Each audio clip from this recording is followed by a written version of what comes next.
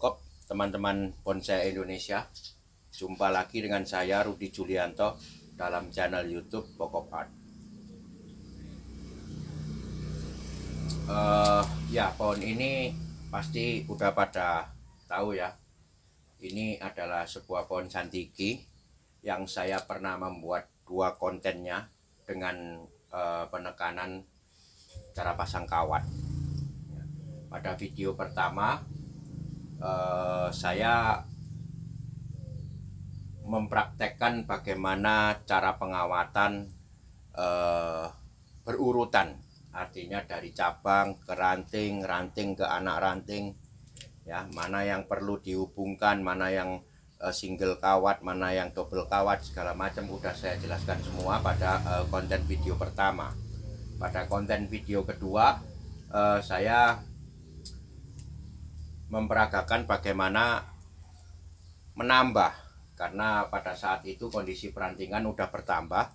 Jadi dari awal pengawatan, kemudian tumbuh perantingan baru, kita tambah kawat, ya, dan seterusnya. Udah penjelasannya udah sangat lengkap pada video pertama dan kedua. Silahkan yang belum nonton disimak dulu videonya yang pertama dan kedua. Link videonya akan saya tulis di deskripsi, ya. Kalau enggak, dicari aja di kolom pencarian YouTube channel Pokop Art, ada cara pasang kawat bagian 1 dan bagian 2 pohonnya ini, ya. Itu terjadi kurang lebih 5 bulan yang lalu. Tahap pertama saya buat waktu itu masih gundul. Memang udah ada ranting, tetapi itu perantingan pertama, artinya cabang udah ada, ranting udah ada. Kemudian yang kedua, saya banyak menambah ke anak ranting, dan inilah hasilnya setelah 3 bulan dari proses pengawatan kedua. Bisa dilihat di sini, pohon udah mulai terlihat tajuknya. Jadi pembagian kelompok tajuk ini udah bisa dilihat dengan pertumbuhan yang luar biasa menurut saya. Artinya pohon ini sehat sekali, ya. Jadi sekarang kita bisa tahu apa yang kita lakukan pada tahap 1, hasilnya adalah tahap 2. Pada tahap 2 hasilnya adalah tahap 3 ini. Jadi inilah fungsi dari pengawatan dalam pembuatan bonsai. Jadi intinya adalah pengarahan. Setelah terarah, pembentukan. Jadi pembentukan maksud saya adalah di tajuk ini kita mau bentuk tajuk kelompok daun yang bagaimana, ya kan? Misalkan di sini ada setengah lingkaran, kemudian nanti dia punya ekor. Nah, itu angan-angan kita. Kemudian ranting dari awal kita arahkan yang seperti yang kita mau. Dan setelah terarah tumbuh daun, sekarang saatnya proses pembentukan. Pembentukannya adalah dengan sistem cutting atau pruning. Tetapi yang perlu diperhatikan adalah pembagian. Ya, jadi kalau ini adalah pembagian cabang, kita punya angan-angan bentuk seperti ini.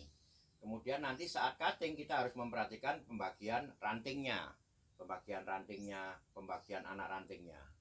Nah, disitulah kita akan memunculkan sebuah bentuk foliage tajuk yang natural, karena akan terjadi gelombang-gelombang pemisahan seperti awan-awan.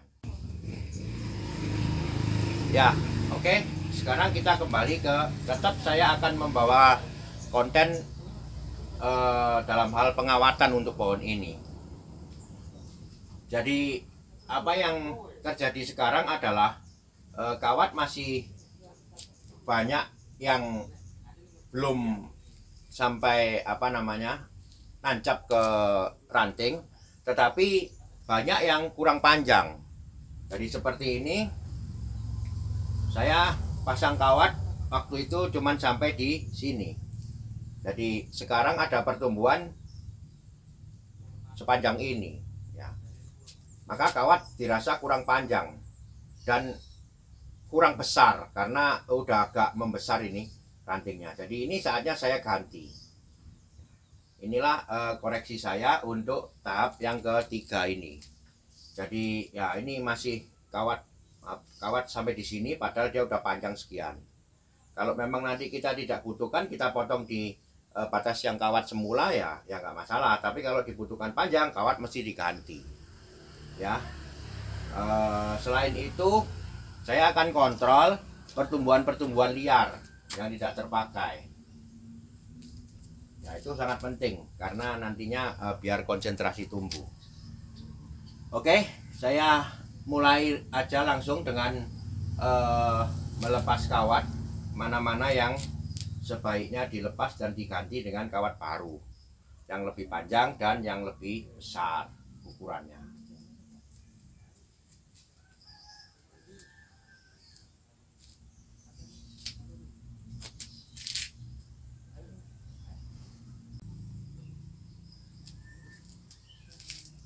Nah ini tadi yang saya bilang kawat belum begitu menancap, tetapi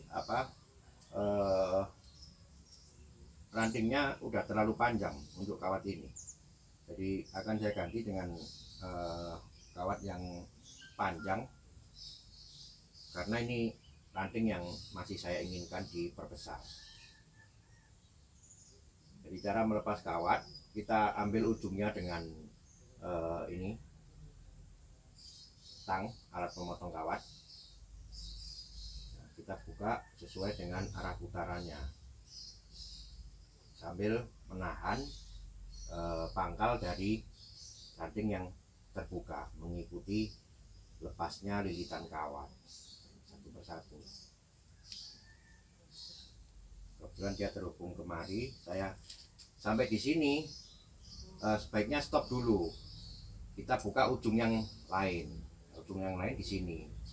Jadi sama, kita ambil ujungnya sama ini memotong kawat, kemudian kita buka sambil pangkal lilitannya kita pegang agar rantingnya aman tidak patah.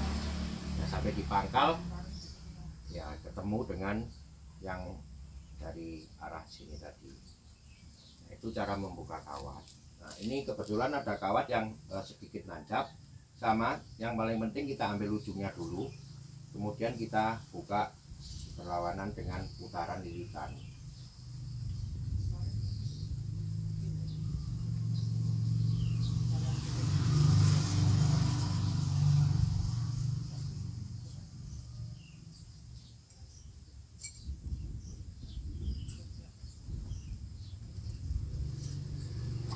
Kebetulan kawat single. Nah ini akan saya ganti dengan ukuran kawat yang memadai agar tetap pengarahan dan pembentukan sesuai dengan desain awal.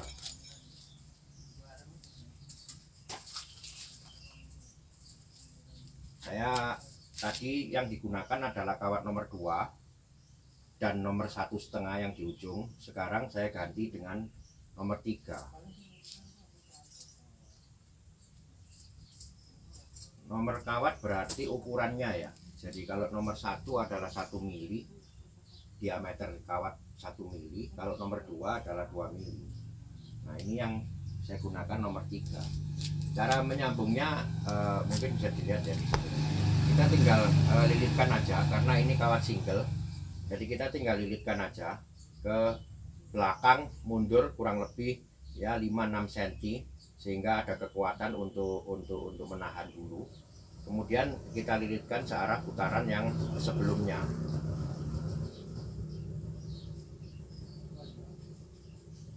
Ya. Sekarang dia udah nahan. Yang di sini udah nahan. Kita putar ke depan. Searah dengan putaran kawat sebelumnya. Seperti biasa, kemiringan putaran kawat 45 derajat ya, agar mudah ditekuk.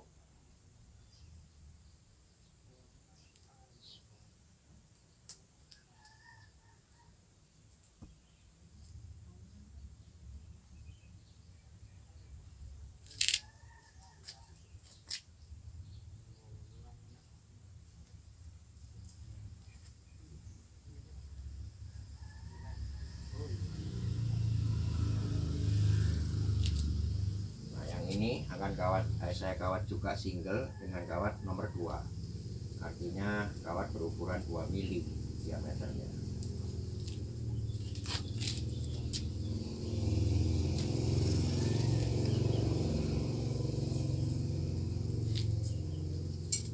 Sama kita lilitkan pada lilitan sebelumnya. Kalau ini pas tikungan bahaya, jadi saya ngambil sebelum tikungan sini, sebelum tekuan sebelum tekuan ranting ini. Jadi saya ngambil di belakangnya.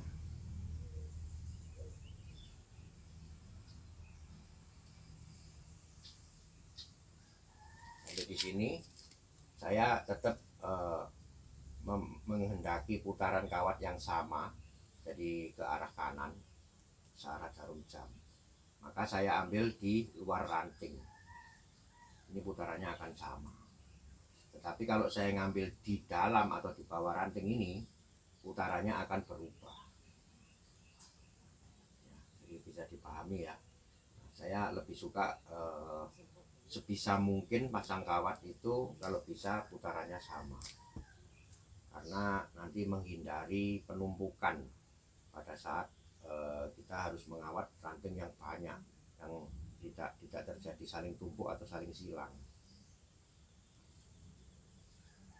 Ya, ini udah saya ganti dengan kawat yang baru.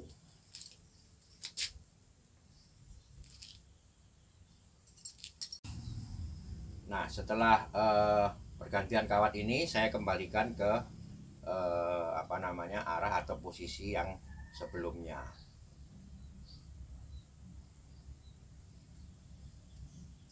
Jadi ini adalah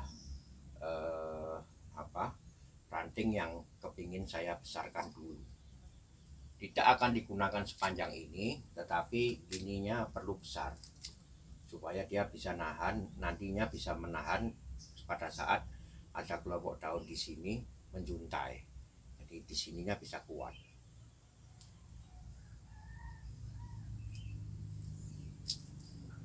Nah, kalau ditanya fungsinya pengawatan pada bonsai itu apa? Ya ini, untuk mengarahkan dan untuk membentuk. Sampai kapan dia bisa dilepas tergantung kondisi. Yang utama jangan sampai dia terlalu terbenam di ranting. Itu saatnya kawat harus dilepas. Kalau perlu diganti dengan ukuran yang lebih besar atau ukuran yang lebih panjang. Cuman itu aja pengawatan bonsai. Jadi yang paling penting adalah kontrol. Ya, itu tadi sebagian teknik yang bisa saya bagikan. Nanti ada lagi, saya akan bikin detailnya. Saya lanjutkan dulu dengan proses secara keseluruhan pohon ini.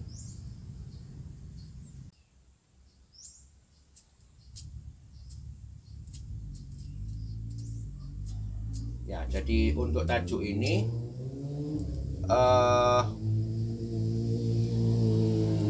saya udah periksa, tidak ada yang perlu dilakukan penggantian kawat lagi. Maka sekarang saatnya saya melakukan pembentukan lewat cara pruning.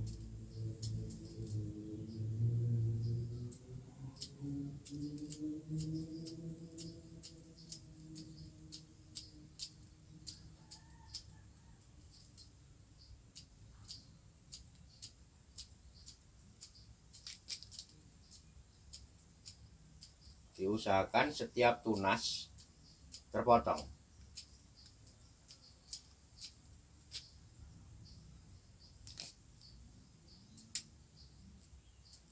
Nah, ini yang saya maksud, menjaga agar terlihat gap antara anak ranting yang satu dengan kelompok daun anak ranting yang satu dengan yang lain.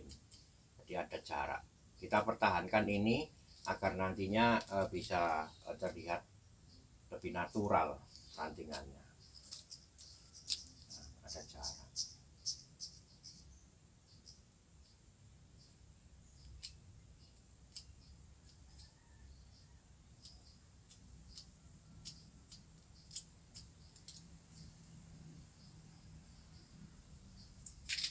Yang tadi tadinya masih terlihat satu kelompok, sekarang pemisahannya udah lebih jelas. Ini baru proses finishing pohon ini baru penanganan 3 kali ini. Jadi kita udah bisa melihat adanya progres yang jelas. Bagaimana yang pertama mengarahkan, kemudian membentuk, kemudian ya sampai dengan tahap ini kita udah memperoleh hasil yang cukup signifikan. Nah, rongga gap antara masing-masing anak ranting diperlihatkan atau dikeluarkan sesuai dengan pembagian anak rantingnya. Jadi sekarang udah bisa dilihat, nanti ada kelompok kecil, kelompok besar di sini. Nah, ini pun ada 2 kelompok, nanti akan dipisah sambil jalan. Terus kita akan kontrol dan jaga agar kelompok daunnya terlihat natural nanti. Ya, ini sedang saya los.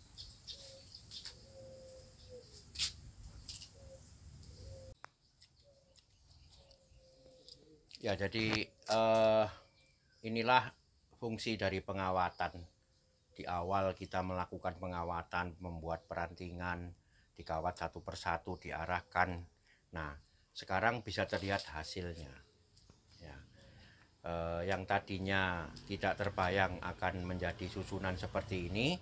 Nah, inilah saatnya kita melihat hasil dari upaya kita melakukan sebuah proses dari pembuatan bonsai, yaitu dalam hal ini adalah pengawatan.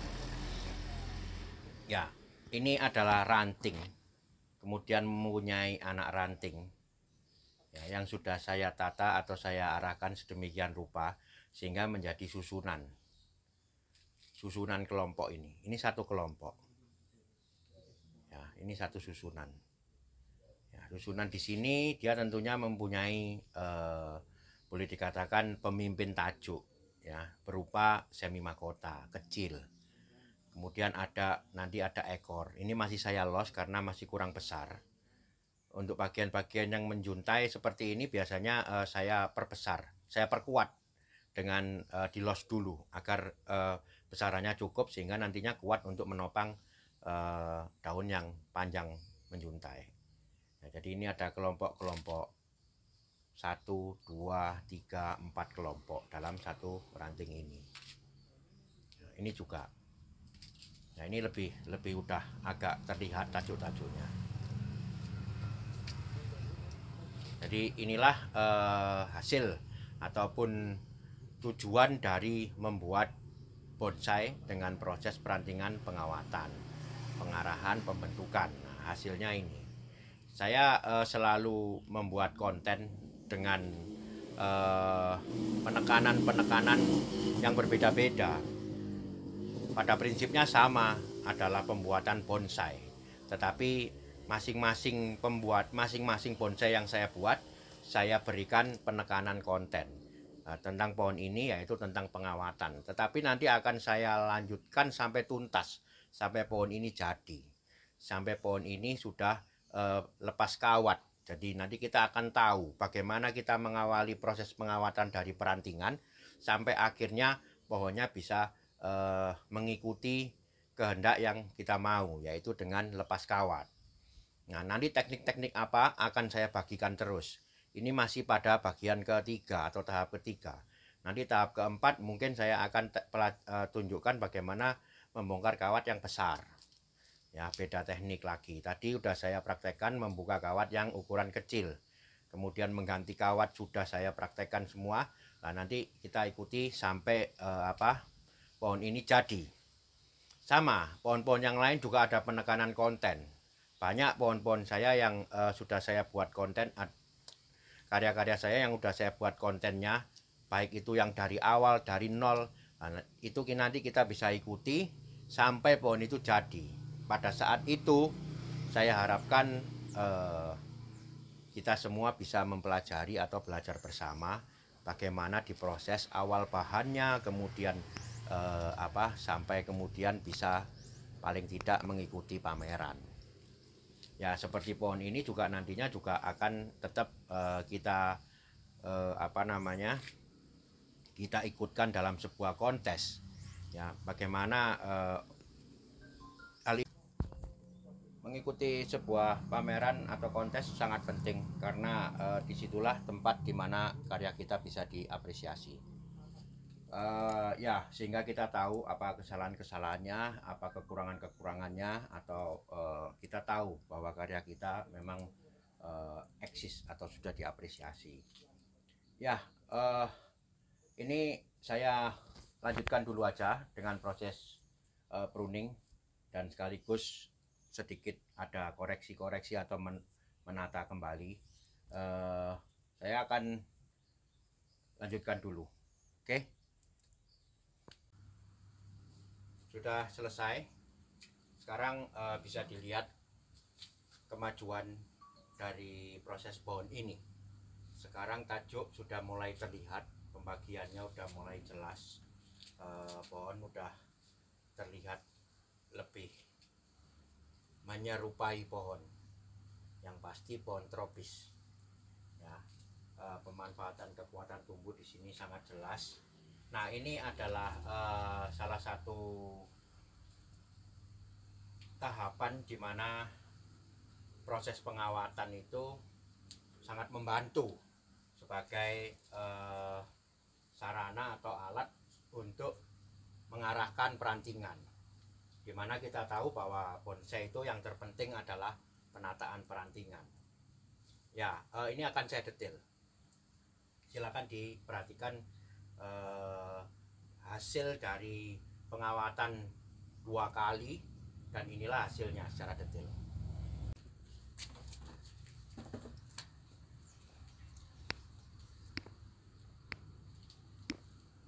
Nah, di sini bisa dilihat saya ambil gambar dari bawah. Jadi percabangannya atau perantingannya begitu tertata dengan rapi. Tujuannya bukan hanya sebagai agar rapi, tetapi sebenarnya yang utama adalah pembagian jalur antara dimulai dari cabang kemudian berkembang menjadi ranting ke anak ranting ke cucu ranting dan seterusnya. Ini jalurnya tertata dengan rapi. Dengan demikian suplai makanan bisa tersuplai dengan baik. Nah, itulah tujuannya pengarahan, dan proses pengarahan itu tidak akan terjadi dengan baik tanpa bantuan pengawatan. Ya, jadi ini saya perlihatkan. Ini kemungkinan adalah pengawatan terakhir karena sudah mencapai pengawatan pada cucu ranting. Anak ranting. Selanjutnya saya akan meneruskan dengan proses pruning untuk melanjutkan ke tahapan berikutnya dan proses penuaan setelah itu.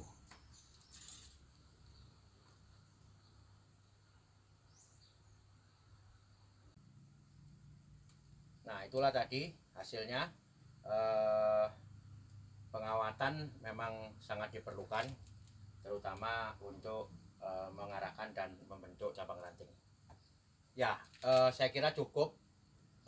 Hanya itu yang bisa saya sharingkan pada tahap ketiga ini, dan mungkin tahap keempat nanti akan ada teknik atau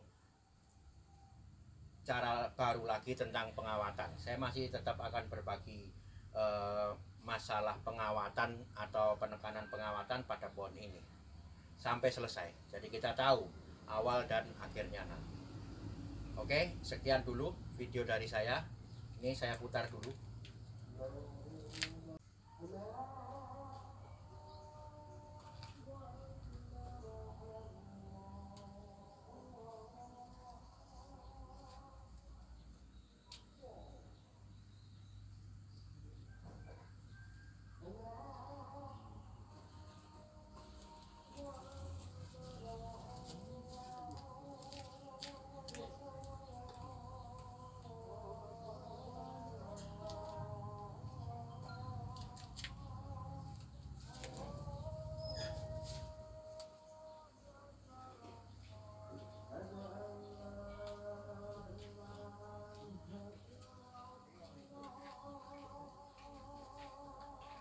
Ya, tentunya ini masih ada beberapa cabang ranting yang masih saya los. Oke, nanti kita lihat dalam tahap berikutnya apa perlakuan saya terhadap pohon ini. Terima kasih telah menyimak, semoga bermanfaat. Silakan stay tune terus di channel YouTube Bokop Art untuk segala info sharing teknik saya membuat bonsai. Sampai ketemu pada konten berikutnya. Salam Bokop.